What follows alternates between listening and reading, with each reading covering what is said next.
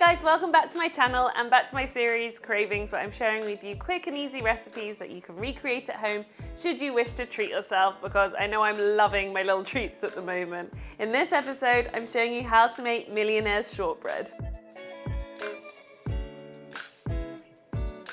So Millionaire's shortbread is a layer of shortbread with caramel topped with chocolate. I know, seems like absolute heaven, right? And I've been craving one of these for a long time because nowhere around me actually makes them. So I'm gonna make them myself. So let's get straight into the recipe. So the first layer of the Millionaire's shortbread is of course the shortbread. So this is my simple shortbread recipe, which I've made a few times before on my channel. But just to go through it again, we've got some plain flour, some sugar, and I'm just gonna mix that around before I go in with my butter. And the butter's been cubed and it is cold. That's quite important when it comes to shortbread, that your butter is nice and cold. And then I'm also going to add a little bit of vanilla powder. So this is just ground up dried vanilla, but you can also use paste if you wanted to. And I'm going to use my hands to basically rub the butter into the flour and sugar. And I'm going to use my fingers and thumbs to kind of squash the butter and break it down. So now you can understand why it's important that the butter's cold. If the butter was soft, it will just squash rather than break apart. So I'm picking it up and rubbing it between my fingers and thumb. So after a while, it becomes like this sand-like consistency, and you just want to make sure that there are no larger pieces of butter. So if there is, you want to just rub it between your fingers until they break apart.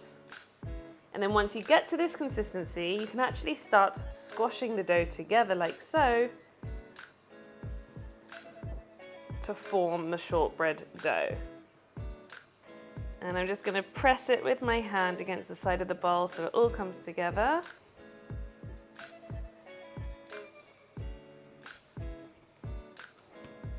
And then you get one piece of dough. Now, like I said, this is the same shortbread recipe that I usually use for rolled out biscuits, but we're not rolling them out today. We're going to be adding them to this baking tin. I've got a lined square baking tin here. And now what I want to do, I want to line the base of the tin with the shortbread. So what I'm actually going to do is kind of break up the shortbread in pieces and kind of scatter it on the bottom of the baking tin. And then I'll squish it into place. And I find this way much easier than trying to roll out a square the same size as the baking tin too. So it's kind of rough like this, and now I'm going to simply press it down and try and get an even layer of the shortbread.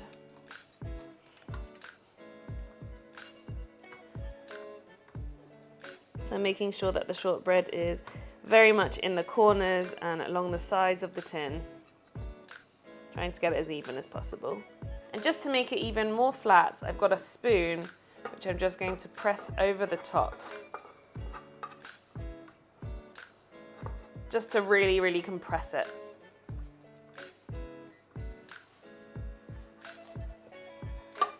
So don't worry if it's not 100% flat, because it does flatten out in the oven anyway, but to prevent it from puffing up so much, I've actually got a fork and I'm going to poke holes all along the surface.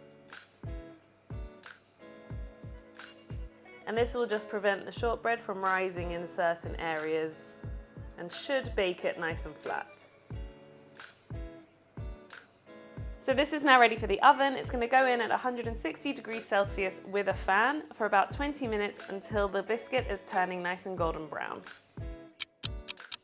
So this is the cooked shortbread. You can see it's ready because the outer edges have started to turn a light golden brown and the middle is nice and set. So I'm going to leave this to the side on a cooling rack to completely cool. I'm not going to take it out the tin because we need to build the other layers in the tin and get on with my caramel filling. So for the caramel, I'm going to start off by melting in the butter. And this just ensures that all the ingredients for the caramel will mix in together evenly. So it's not a traditional caramel, which is just made with sugar. It's a little bit different to get that lovely, almost chewy caramel in between the layers. And I'm going to put that to melt on medium. And it's really important that you're going to be using a heat-proof spatula for this. because the caramel will get very hot. So once the butter is melted, I can start adding the other ingredients. So some people make this with a white sugar. I actually like making it with a dark brown sugar because it's a richer taste of caramel, I believe. So in that goes. And then we've got some golden syrup, which you can replace with corn syrup too. This just helps the texture of the caramel. And then we've got condensed milk, and that goes straight in. So like I said, it's not your normal caramel. So I'm going to stir this to combine. So once all the ingredients are together like so, I'm now going to turn up the heat. And I'm going to get this to a nice bubbling stage. And I'm going to continuously stir it. Firstly, I don't want any sections of the caramel burning. And I just want to maintain that even heat throughout, which is again why you need that heat-proof spatula. And what you're looking for is for the caramel to thicken, get a bit darker in color, and you want it to be at the right consistency for your shortbread, which takes about 5 minutes. So this is what the caramel should look like after 5 minutes, and I've been constantly stirring it because it easily catches at the bottom. So now I can turn off the heat, move this to one side, bring in the shortbread, and then pour over the caramel. And it should even out on its own.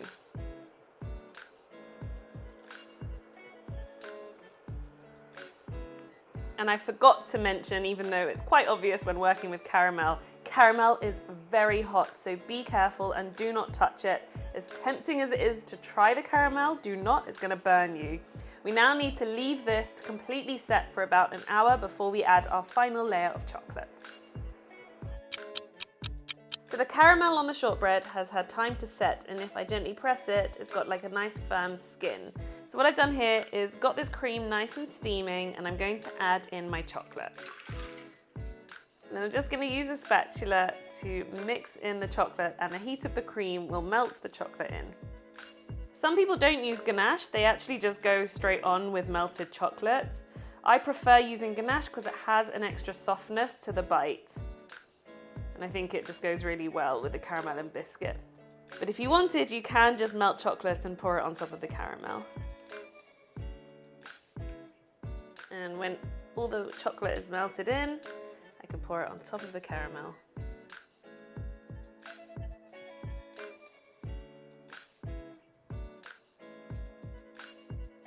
Use the spatula to spread it out into the corners so it's all even. And then what I like to do is just give it a little shake, which will even it out a little bit more. And then just as some extra details, which is totally optional, I've got some white chocolate here, which I want to marble through. So I'm adding a few dots of white chocolate. And then I'm going to use a toothpick to marble in the white chocolate into the ganache. And create some nice swirl patterns.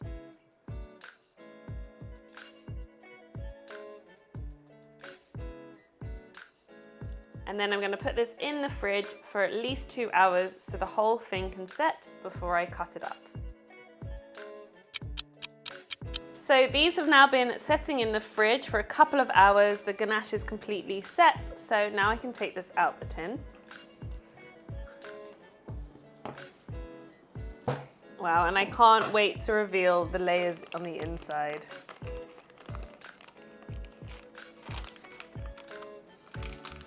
Oh, I can see that caramel already. And now I can start cutting it. So I'm going to cut it into squares. Wow, it cuts like a dream. Let's check out one of these layers. Wow, that is just perfection. Everything you want from a Millionaire shortbread. I can't wait to bite into one of these. I feel like my belly is just getting bigger looking at how good these are. I'm just gonna have to get straight into one. They look insane. All those beautiful layers. I don't know which bit's my favorite, but I'm gonna go in with one big mouthful.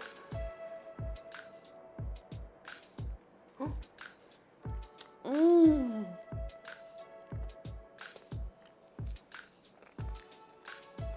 Look at that caramel. Mmm. Wow.